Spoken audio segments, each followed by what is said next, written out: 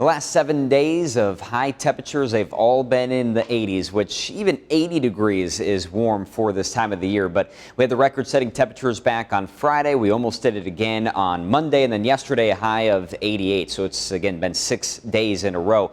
The reason for that, we have a big ridge of high pressure over the middle of the country. I've been talking about it all week long. It is stuck there. You have a lot of action on the East Coast. You have some action on the West Coast, but the middle of the country, we're just kind of stuck where we are.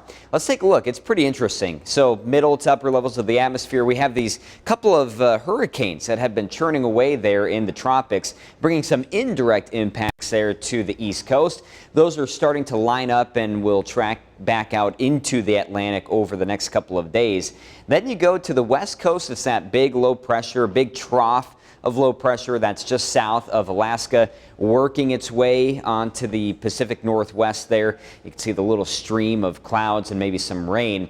And that's what's going to bring some cooler air for us early next week. But in the meantime, it's this high pressure that is still in control. With it being just off to our east, you have these south winds that have been trying to bring in the cloud cover. But because the air is so dry, even those clouds have been breaking apart, and it's been more of a partly cloudy sky today as opposed to a mostly cloudy sky.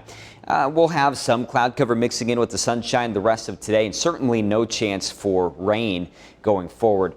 Then the clouds will work their way out for tonight, and that will leave us with even more sunshine for Thursday beyond maybe some passing clouds. Same deal for Friday and Saturday. That will allow the temperatures to get even warmer than what we're expecting today, which is about the low to mid 80s out there. Even these numbers are roughly 15 degrees above normal. And then tonight we're down to the mid 50s, so those are even 10 degrees above the normal low of 46 as the clouds decrease.